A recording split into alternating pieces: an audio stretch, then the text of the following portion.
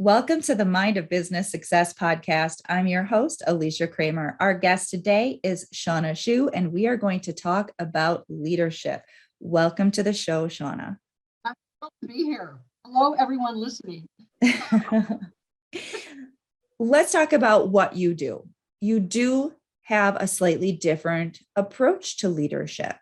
So start by talking a little bit about who you are and tell us a little bit about your business. One of the things I love about listening to the podcast, and people who are following you know this about you, is what a great interviewer does. And they're asking the other person about themselves. And I think in leadership, that is such a wonderful trait. So bravo to you. And we talked about this originally. I come from a different place because I live on a I call it a ranchette. I would call it a small farm, except we don't grow anything except for wild blackberries. I have a horse boarding facility, and I've worked with animals my entire life. I was from a very young age. And so I have incorporated how living and working and observing other species has really altered the way leaders can work within their teams, within their companies, within their own social networks and their family networks. And never before in the history of the world and it's the worldwide, that we are bringing other species, dogs, cats, you name it, wild animals, into our homes, into our beds. And so what an opportunity to take that wrinkle, not just loving these other species, but how they can help us become better leaders internally, externally, within our own organizations and families. So that's kind of where I come from. And I live it every day. Right now on this podcast, I've got a little three-legged dog sleeping in one corner and a big German shepherd sleeping in the other. And somewhere there is a cat roaming this house. I'm curious what you're seeing when you're bringing that element of life and relationships into the work that you're doing with your clients. Do you find that they are able to create those types of associations in a maybe more deep, meaningful way that helps them to shift their mindset? Oh, absolutely. Number one, because sometimes when we're talking about stories with other human beings, which I love to hear stories, and I'm looking at it and attempting to apply it to myself. But when you talk about another species, it's like, really? What? It's almost like a heightened sense of interest. So I have two TEDx talks, and both of them one of them is about what animals can teach us about being better leaders. And then the other one is about how we must stop pushing. And so in the one about stop pushing, I use the analogy of a pig. I had a pig for a long time. And it's a potbelly pig, but people always think of them as these tiny teacup things. But, they get to be like 200 pounds. And in the world of pigdom, that's really small. 200 pounds is really quite small. So one day I had the door open and he wanders into my house. And what I attempt is, of course, I'm upset and something's wrong. It's like anything in our world, our leadership. And I get behind him and I start to push him out. But the real truth is you cannot push a pig. And so he's squealing, and I'm pushing harder and nothing's working. And it's a nightmare until I stop. And these are just ways that we can learn this, to stop and say, okay, what do I really want here? And do I want this to go well? This is the way leaders can work within their organizations. Instead of being upset by something that challenged them, is to actually stop, take a breath. Those are the techniques here. And then say, what do I really want? I really still want to love this pig because this pig is getting angry and I'm getting angry. We're going to have a pig fight here pretty quick. And instead I went, what does the pig want? Now I have to use different skills. Well, of course, a pig wants to eat. He'll eat anything at any time. So I just went and got some food, right? And I'm shaking that food. Come on, little piggy. And he just trots right out. So where in our lives do we push? So where in our lives could we understand that since a dog cannot communicate verbally with us, that we have to actually alter and evolve our own communication styles to be able to say to ourselves, okay, this dog is telling me something. And so are people. And so it helps you to look at it and say, what are the nonverbal cues that I'm missing? What is this person really motivated by? How do we all work within a system where there is a blind eye to height, weight, age, color? Because if you put all these different species together, they get along.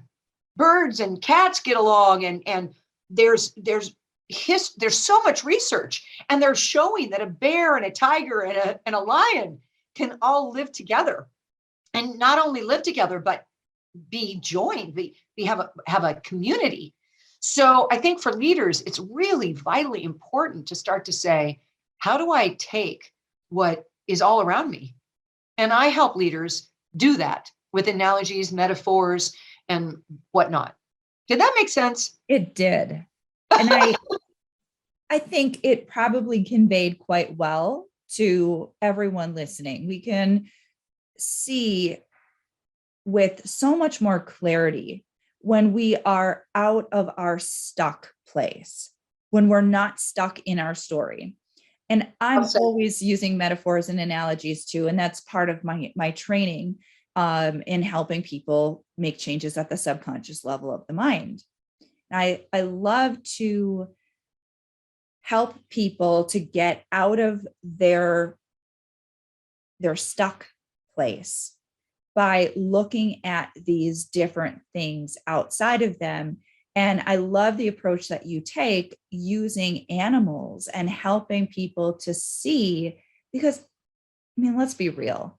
As human beings, we've got a lot of stuff going on between our ears that isn't always serving us.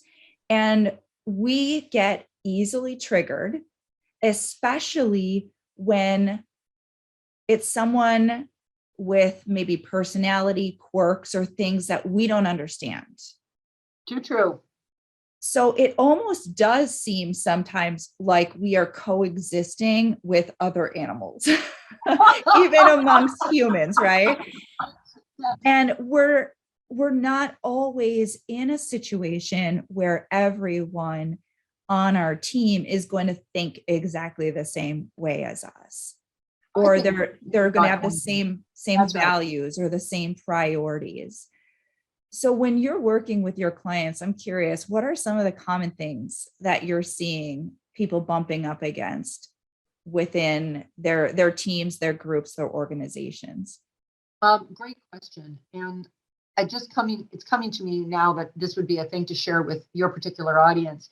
And I just worked with a client recently, and bumping up, there was a person that they had to move into a different position, and that person is unhappy. They felt like it was a demotion.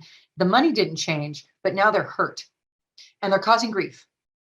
And one of the things I could help them with is to help understand that many of the people inside your teams that are giving you the most trouble, it's probably because they're either fearful or they're hurt. And if you use an animal analogy, generally speaking, a horse, a dog, even a wild animal is not going to come after you or hurt you unless they are hurt or they are scared. And if they are hurt, they will bite, they will kick, they will do whatever it is to get away from you. If they're scared, same thing. So hurtful people many times are hurtful. Definitely hurting animals can kill you. So mom, don't mess with a mama. She's really protecting her, her babes, and she's gonna hurt you because she's fearful. So when you have people inside your team that are acting out or giving you an attitude or whatever it is, you can either get irritated by that and fight back because they just hurt your feelings, or they didn't do what you asked, or you could actually take a step back and go, wonder if there's a fear in here that I'm not seeing, or maybe they were hurt by something. Now, leaders say to me all the time, nobody brings up good ideas. Well, probably because you shot them down before and don't realize it. And one shutdown is a hurtful thing to do, where you go, well, we've already done that once before. That person is now hurt and is going to protect themselves and not offer anything in the future. This is a hurting person. So when you look at that and go, how do I fix that? How do I build the trust back up? With an animal, you go slow. You do kind things. You show compassion. And suddenly that animal warms back up to you. Same as people. But we don't look at it that way. So if people could look at that, I think that might be a really good, everyone who's hurting you right now or lashing out at you, just stop and say, what are they hurting or what are they fearful of? I think it'll help you. It is fascinating how the universe works. I literally, right before we started doing this podcast recording, had a session with a client, and I used an analogy of a dog that had an abusive owner.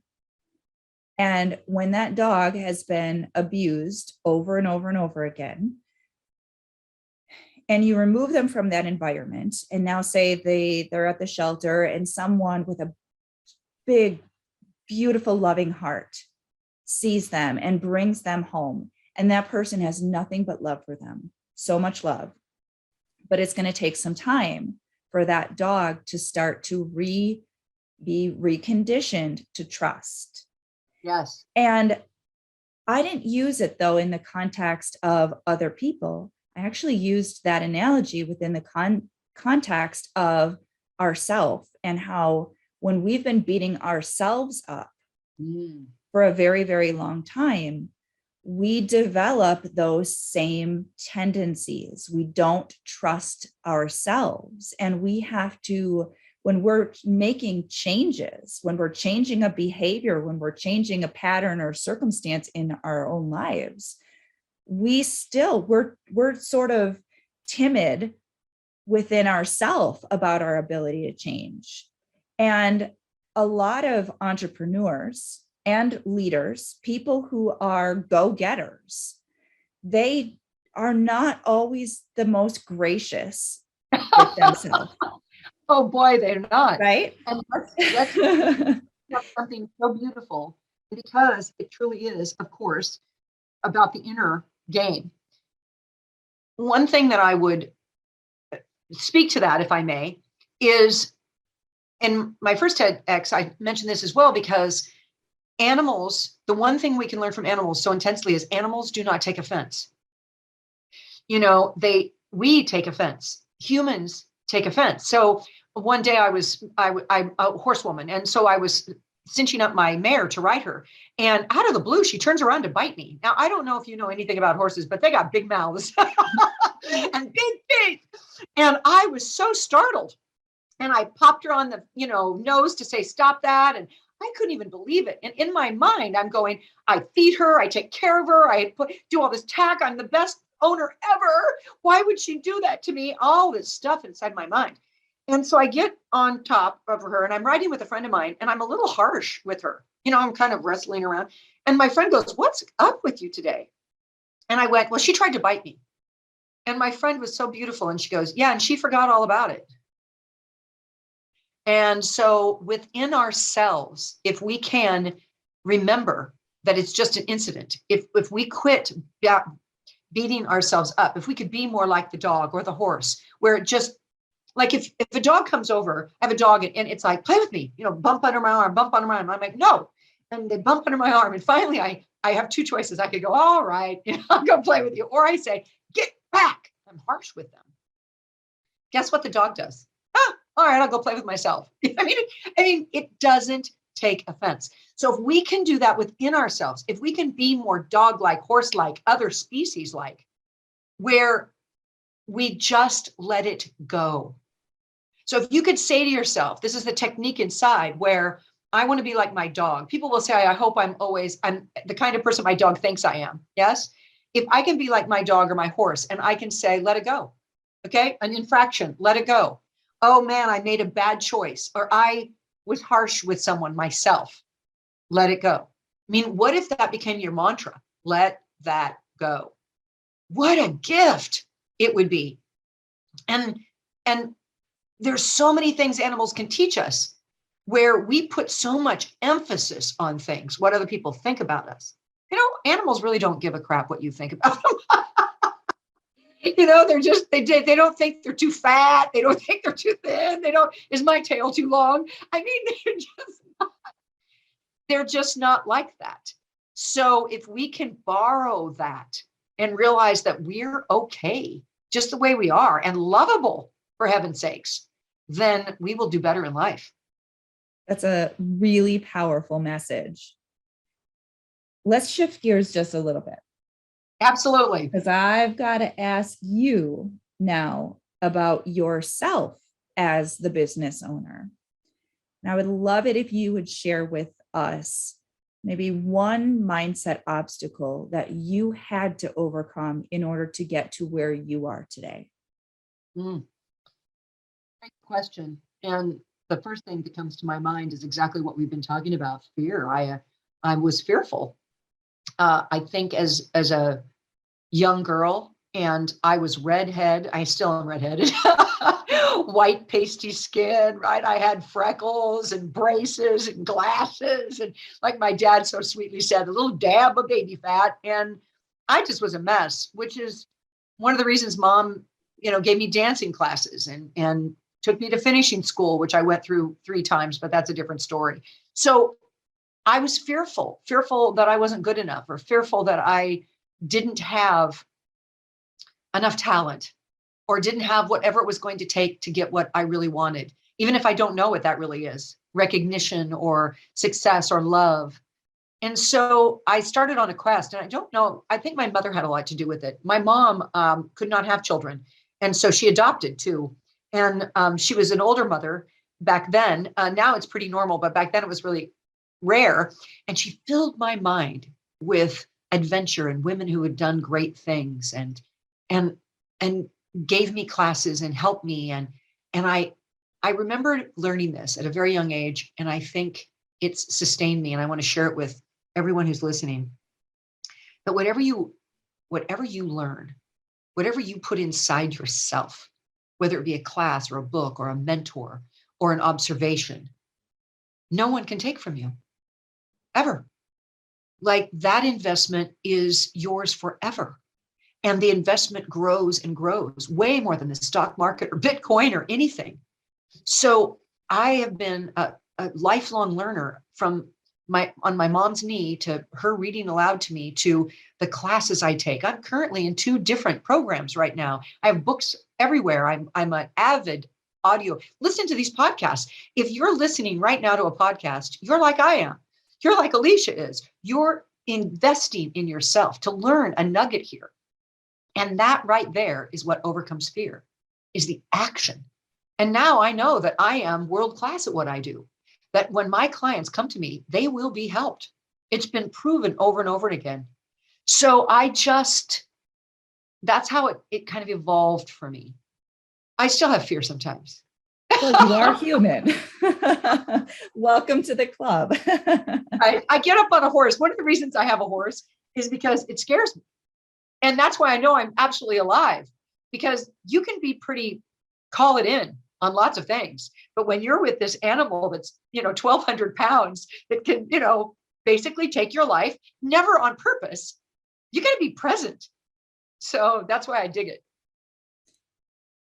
So many good nuggets here. Lots of good takeaways. We're really talking about, just the beautiful growth that is possible when we start to think outside of our old programming. We become more expansive. We're willing to go deep inside and, look at our fears, look at our challenges, look at our issues, and be willing to see them differently, willing to let that go. So true. And I'm a huge, huge advocate for letting go. It's one of the things that anyone who works with me, I'm going to hold your ass to the fire, and I'm going to make sure you're going to let stuff go, but not in, I just got to share this. It's so funny. It's coming up for me. So I've been with my husband and we've been together for 18 years.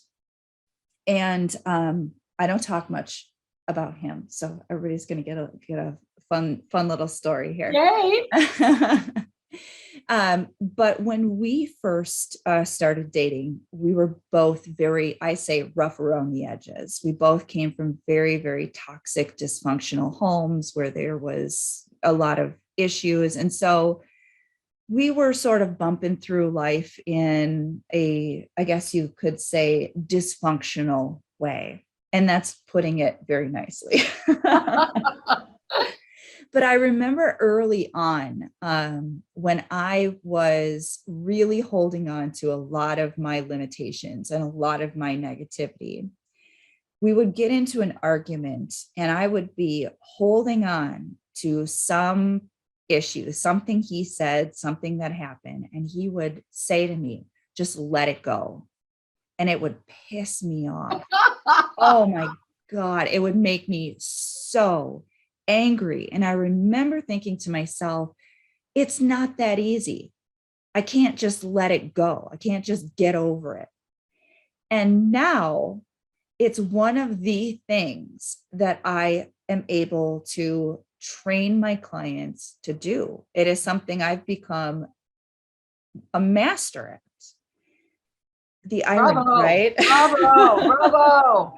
But when we're stuck in our problem, it feels so real. It feels so justifiable. Our limitations seem like they are absolute concrete. There is something fundamentally wrong with us, and we simply cannot change it. We cannot let it go. It's their fault. And because we can't change them, we can't change the way that we feel. And when we can learn how to properly release and let go in a healthy, empowering way, it completely changes the game. Yes. The areas where we were once a victim, we now can become empowered. The areas where we once had no control and we couldn't change our circumstances, somehow we are able to get into a different mindset, a different place within ourselves where we now have the ability to start to change things that in the past seemed insurmountable, outside of our control. Yes. And it's a completely different way of being. I agree. I love it. Letting go is the key. And that is basically what you're helping your clients do as well. You're helping them to see things in that different way, to move from disempowered into empowered. And I absolutely love that. Thank you. Well, we're doing good work. And I think that there's a need for it. I've been coached my whole life. And when someone from the outside actually, like you said, hold them to the fire, or they've questioned me in a way that made me internally seek, then I'm better. It's the best investment anyone can make is in themselves. Best investment. And so every book you read, and many times people will tell me that they're very committed and they might listen to this podcast and they're like, oh yeah, I'm doing that. But how committed are you? Let me look at your checkbook. When was the last time you invested in new learning? When was the last class you took? Do you invest in coaching? What are you investing in? Because otherwise it's mostly talk. And so that's where the rubber meets the road. Or when you have your coaching clients and you're keeping their feet to the fire, then they'll actually do it because they've invested in you. This is powerful. It's just a good lesson. Let's use this as the perfect opportunity to share with our listeners how they can connect with you. Oh, yay. Thank you. Well, my name is Shawna Schuh, and so it's not the easiest to spell. I will for you. It's Shawna, Shawna. And my last name, even though it's pronounced just like the one on your foot, it's spelled Schuh. And there aren't very many. I think there's 2 in the world that we found. So if you're close, you'll find me. And my website has all kinds of things. We're working on it right now. I've got a quiz, I've got an online class, I've got a free ebook. But more importantly, one of the things that's probably the most powerful, if somebody liked what I had to say, is I have a clarifying call that I give at 30 minutes. And you can sign up for it on my website. And it's absolutely free. And it's just for you. And there's 2 reasons I do this. Number 1, I give back because I've been so blessed. And number two, it keeps me abreast of what actually is happening out in the world. What are the issues, which I find are really quite the same.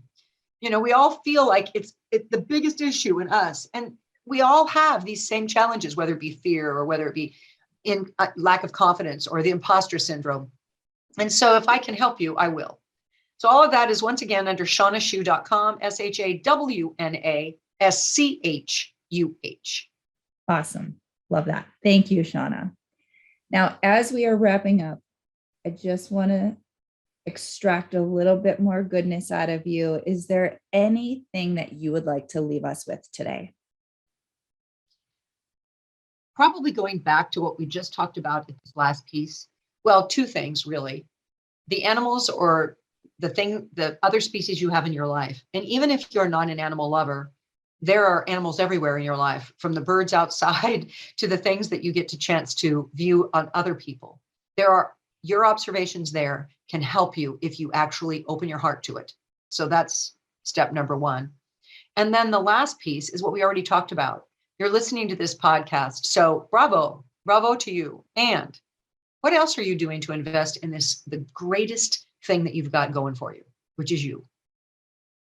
And I would suggest that if it's not what you think it is, or if you're not, do so. That is a beautiful way to end this segment. I want to thank you again, Shawna, for being with us and sharing your wisdom and all of your good energy. It was great. You're wonderful. And I'm excited for all of your listeners for all the wonderful topics that you put out. So bravo to you. Thank you for having me on.